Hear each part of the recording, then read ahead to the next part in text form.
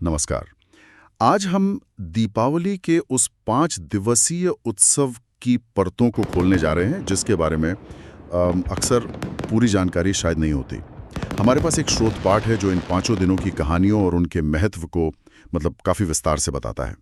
हमारा इरादा है कि हम हर दिन के पीछे छिपी कहानी, उसके रीति रिवाज और सबसे ज़रूरी उसके गहरे अर्थ को समझें, क्योंकि दीपावली सिर्फ एक रात की रोशनी नहीं बल्कि 5 दिनों तक चलने वाली एक यात्रा है जो अंधकार पर प्रकाश की जीत से शुरू होती है। तो चलिए इस सफर पर निकलते हैं।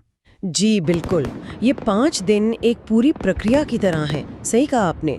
हर दिन एक अलग आयाम, एक अलग संदेश लेकर आता है। ये सिर्फ बाहरी उत्सव नहीं बल्कि हमें अपने अंदर झांकने, शुद्धि करने और एक तरह से जागरूक होने का अवसर भी देते हैं। स्रोत भी इसी बात पर जोर देता है कि कैसे ये दिन बुराई, असत्य और अंधकार पर अच्छाई, सत्य और प्रकाश की विजय का प्रतीक है। अच्छा, तो पहला पड़ाव है धनतेरस। स्रोत बताता है कि इसकी जड़ें समुद्र मंथन तक जाती हैं, जब देवताओं और असुरों ने मिलकर समुद्र को मथा था। कहते हैं इसी दिन देवताओं के वैद्य भगवान धन्वंतरी अपने हाथ में अमृत का कलश लेकर प्रकट हुए थे।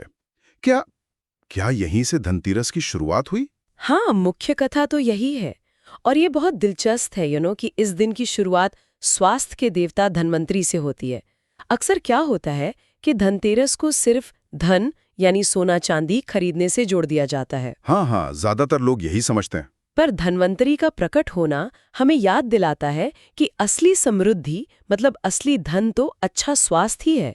स्रोत हमें इशारा करता है कि शायद हमारे पूर्वज स्वास्थ्य को धन से पहले रखते थे, एक ऐसी प्राथमिकता जिसे आज हम अक्सर भूल जाते हैं ना। ये तो सोचने वाली बात है। बिल्कुल, यानी स्वास्थ्य की नींव पर ही समृद्धि टिकती है और इस दिन घर की साफ सफाई का भी बहुत जोर रहता है। क्या इसका भी कोई गहरा मतलब है? निश्चित रूप से। ये सिर्फ भौतिक सफाई नहीं है। प्रतीकात्मक रूप से ये घर और मन से नकारात्मकता, दरिद्रता, पुराने अनुपयोगी विचारों और आलस्य को बाहर निकालने जैसा है। अच्छा। ताकि सकारात्मक ऊर्जा, नई सोच और देवी लक्ष्मी के रूप में समृद्धि का स्वागत किया जा सके।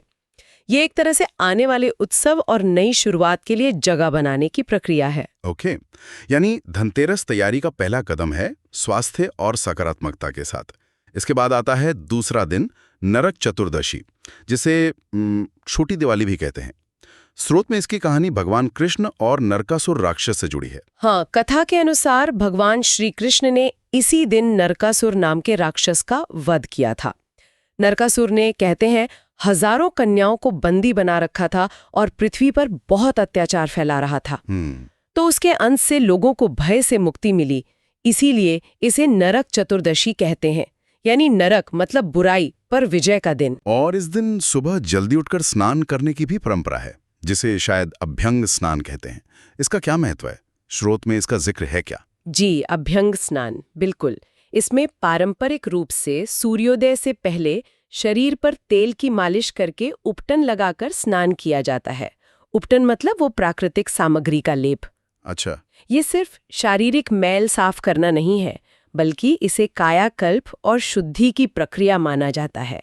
ये त्वचा को स्निग्धता देता है, थकान मिटाता है और एक नई ताजगी लाता है।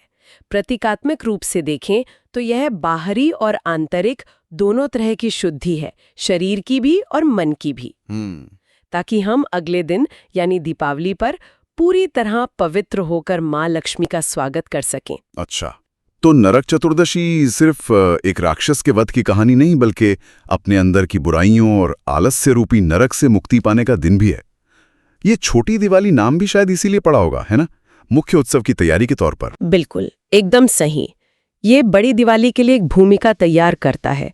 जैसे हम घर सजाते हैं वैसे ही मन और शरीर को भी पवित्र करते हैं। यह आत्मचिंतन और शुद्धि का अवसर है। ये याद दिलाने के लिए कि असली उजाला लाने से पहले अपने भीतर के अंधेरों को दूर करना जरूरी है। बहुत खूब। और अब आता है तीसरा, सबसे प्रमुख दिन, दीपावली।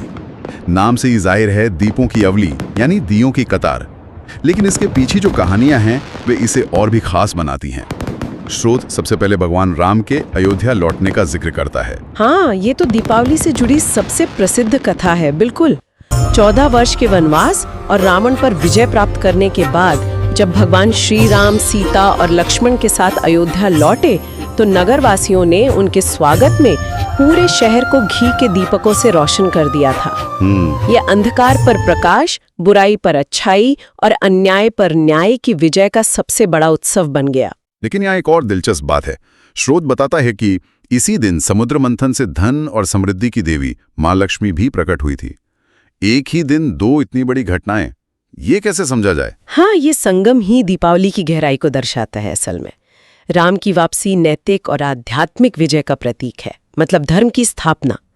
वहीं लक्ष्मी का प्राकट्य भौतिक और आत्मिक समृद्धि, सौभाग्य और ऐश्वर्य का प्रतीक है। अच्छा, तो दीपावली एक ऐसा अनूठा दिन बन जाता है जहां धर्म यानी नैतिकता और अर्थ यानी समृद्धि दोनों का आशीर्वाद एक साथ मिलता है। यह हमें सिखाता है कि सच्ची समृद्धि वही है जो धर्म के मार्ग पर चलकर प्राप्त हो। और इस दिन गणेश जी की पूजा लक्ष्मी जी के साथ क्यों की जाती है, ये भी एक सवाल रहता है अक्सर। हाँ बिल्कुल, हमारी परंपरा में भगवान गणेश को विघ्नहर्ता माना जाता है ना जी। किसी भी शुभ कार्य या पूजा की शुरुआत उनकी आराधना से होती है ताकि वो कार्य बिना किसी बाधा के संपन्न हो। दीपावली साल का सबसे बड़ा उत्सव है और लक्ष्मी जी की पूजा से हमें धन, धान्य और समृद्धि मिलती है। तो गणेश जी की पूजा ये सुनिश्चित करती है कि इस समृद्धि के आगमन में और उसके बने रहने में कोई बाधा ना आए। ये बुद्धि और विवेक के साथ समृद्धि को संभालने का भी प्रतीक है एक तरह से। यानी दीपावली सिर्फ रोशनी और पटाखों का त्योहार नहीं, बल्कि नैतिकता, समृद्धि और विवेक के संगम का उत्सव है। इसके बाद चौथा दिन आता है गोवर्धन पूजा, जिसे अन्नकूट भी कहते हैं। इसकी कहानी तो मुझे बहुत अनोखी लगती है, जहां कृष्ण ने अपनी उंगली पे पहाड़ उठा लिया था। हाँ, कहानी बहुत रोचक है और इसका संदेश भी बहुत गहरा है। स्रोत के अनुसार ब्रज के लोग पहले वर्षा के देवता इंद्र की पूजा करते थे। अच्छा। कृष्ण ने उन्हें समझाया कि भाई उनकी गायों और उनका भरण पोषण तो गोवर्धन पर्वत करता है, तो पूजा इंद्र की नहीं बल्कि गोवर्धन की होनी चाहिए। जब लोगों ने कृष्ण की बात मानी तो इंद्र क्रोधित हो गए और उन्होंने भयानक बारिश शुरू कर दी। तब कृष्ण ने गोवर्धन पर्वत को अपनी छोटी उंगली पर उठाकर सभी ब्रजवासियों और पशुओं को उसके नीचे आश्रय दिया। इंद्र का अहंकार चूर चूर हो गया। बिल्कुल, यह कथा कई स्तरों पर महत्वपूर्ण है। सबसे पहले ये प्रकृति के प्रति कृतज्ञता का पर्व है। गोवर्धन पर्वत यहाँ प्रकृति का प्रतीक है जो हमारा पालन पोषण करती है। ये हमें पर्यावरण का सम्मान और संरक्षण करने की प्रेरणा देता है। आज के समय में जब हम जलवायु परिवर्तन जैसी चुनौतियों का सामना कर रहे हैं, ये प्राचीन कहानी हमें प्रकृति के साथ सह अस्तित्व का पाठ पढ़ाती है। ये तो आज के संदर्भ में बहुत प्रासंगिक है। बिल्कुल। हाँ। दूसरा, ये अहंकार पर भक्ति और समुदाय की जीत का प्रतीक है। इंद्र का अहंकार कृष्ण की लीला और ब्रजवासियों की सामूहिक आस्था के सामने टिक नहीं पाया। अन्नकूट, जिसका अर्थ है अनाज का ढेर, भी इसी सामुदायिक भावना को दर्शाता है। अच्छा, अन्नकूट का मतलब ये है? जी। इस दिन तरह तरह के पकवान बनाकर भगवान को भोग लगाया जाता है और फिर सब मिलकर उसे प्रसाद के रूप में ग्रहण करते हैं। यह साझा करने, समुदाय और प्रकृति के उपहारों के प्रति आभार व्यक्त करने का उत्सव है। प्रकृति का सम्मान और समुदाय की शक्ति। गोवर्धन पूजा का यह पहलू वाकई सोचने लायक है। और अब इस पंचदिवसीय उत्सव का आखिरी दिन भाई दूज। इसकी कहानी यमराज और उनकी बहन यमुना से जुड़ी है। हाँ, स्रोत बताता है कि इस दिन मृत्यु के देवता यमराज अपनी बहन यमुना या यमी के घर भोजन करने गए थे। यमुना ने बड़े प्रेम से भाई का स्वागत किया, उनका तिलक किया और उन्हें भोजन कराया। यमराज इतने प्रसन्न हुए कि उन्होंने यमुना को वरदान दिया कि इस दिन जो भी भाई अपनी बहन के घर जाकर उसके हाथ से तिलक करवाएगा और भोजन करेगा, उसे यम का भाई नहीं रहेगा और उसकी आयु लंबी होगी। ये भाई बहन के रिश्ते को समर्पित एक बहुत ही सुंदर परंपरा है। निश्चित रूप से यह पर्व भाई बहन के पवित्र प्रेम, स्नेह और एक दूसरे की सलामती की कामना का प्रतीक है। बहन भाई के माथे पर तिलक लगाकर उसकी लंबी उम्र और सुख समृद्धि की प्रार्थना करती है। और भाई उपहार देता है। हाँ, और भाई अपनी बहन को उपहार देकर उसके प्रति अपना स्नेह और सुरक्षा का वचन दोहराता है। यह पारिवारिक रिश्तों की मिठास और उनके महत्व को रेखांकित करता है। तो दीपावली के ये 5 दिन एक पूरी यात्रा की तरह है। धनतेरस पर स्वास्थ्य और सकारात्मकता का आवाहन, जी। नरक चतुर्दशी पर आंतरिक शुद्धि, बिल्कुल। दीपावली पर नैतिकता और समृद्धि का उत्सव, हाँ। गोवर्धन पूजा पर प्रकृति और समुदाय के प्रति आभार, और भाई दूज पर पारिवारिक रिश्तों का जश्न। सही कहा आपने, बिल्कुल। ये जीवन के लगभग हर महत्वपूर्ण पहलू को छूता है। व्यक्तिगत स्वास्थ्य और शुद्धि से लेकर नैतिक विजय, भौतिक समृद्धि, प्रकृति के साथ हमारा रिश्ता और हमारे सामाजिक पारिवारिक बंधन। ये एक समग्र उत्सव है जो जीवन को उसकी संपूर्णता में देखता और मनाता है। स्रोत की वो पंक्ति मुझे फिर याद आ रही है, अंधकार कितना भी गहरा क्यों न हो, एक दीपक की रोशनी उसे मिटा सकती है।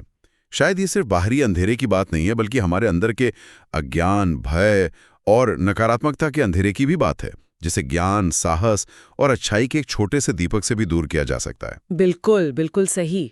ये उत्सव हमें यही याद दिलाता है कि प्रकाश हमेशा अंधकार पर विजय पा सकता है, चाहे वो बाहरी हो या आंतरिक।